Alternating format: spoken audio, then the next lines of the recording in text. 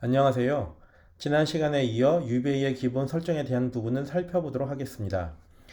UBA 앱을 다운받아 설치를 하게 되면 어드민 또는 관리 탭에 유저 어널리틱스라는 서브 메뉴가 생성이 됩니다. 여기에서 UBA에 대한 기본 설정을 수행할 수 있는데요. 이번 시간에는 UBA 구성에 대한 부분 중 기본 설정에 대한 부분을 살펴보도록 하겠습니다.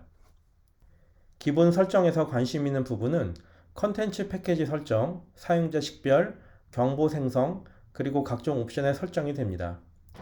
컨텐츠 패키지 설정은 UBA 설치 후 UBA와 관련 있는 각종 컨텐츠들을 자동으로 다운로드 받을 수 있을지 결정하는 설정이 됩니다. 이 설정이 켜져 있으면 UBA와 함께 제공되는 200개가 넘는 유즈 케이스들이 자동으로 다운로드가 되게 됩니다.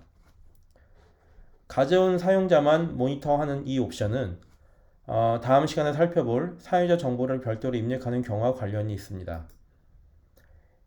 사용자 정보를 별도로 입력하여 관리하는 옵션을 사용할 수가 있는데 이벤트나 로그에 유저네임 속성으로 입력된 값들이 끼어 들어와서 지저분해지거나 누구인지 알 수 없는 식별이 어려운 그런 방해가 되는 경우 이 옵션을 활성화시켜서 입력한 사용자 정보들에 대해서만 모니터링하고 유저네임에 있는 값들을 자동으로 사용자로 인식하지 않도록 할 수 있습니다.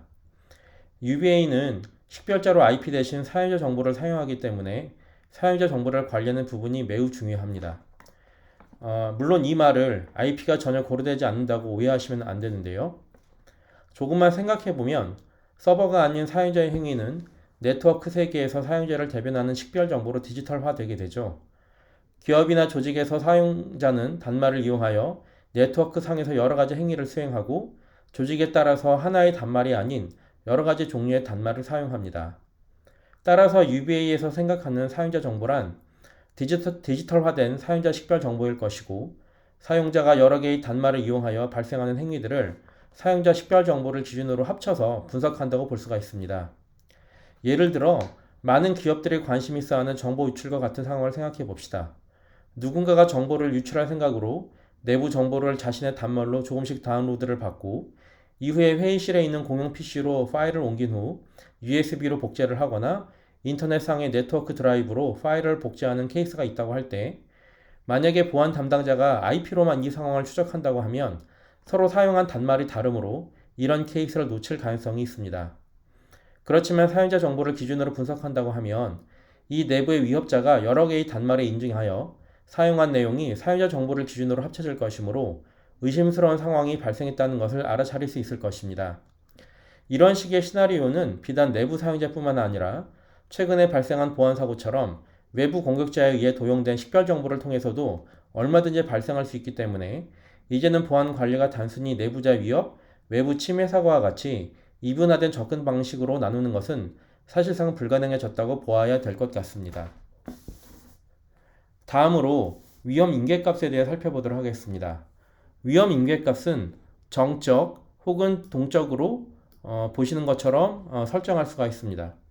만약에 정적으로 설정할 경우에는 위험 인계값을 임의로 값으로 설정하여 해당 인계값을 넘어서면 모두 고위험으로 할 수 있습니다.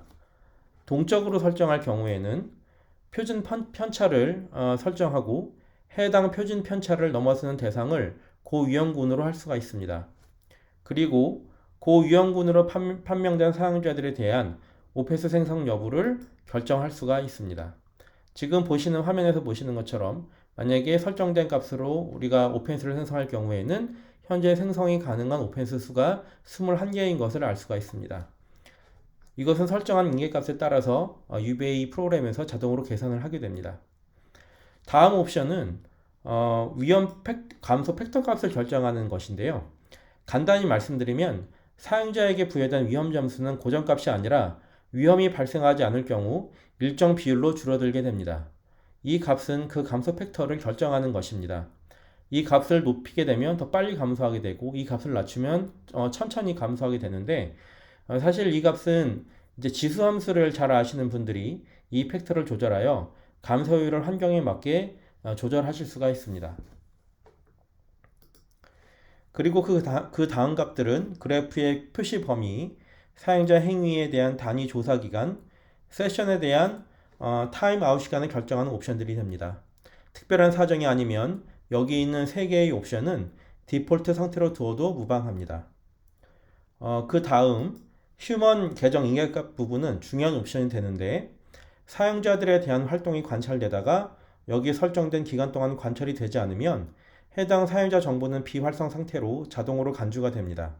그럼 이후에 해당 사용자의 활동이 관찰이 되는 경우 비활성 사용자 활동과 관련된 유저 케이스들에 의해서 모니터링이 되거나 위험 점수가 발생하게 됩니다.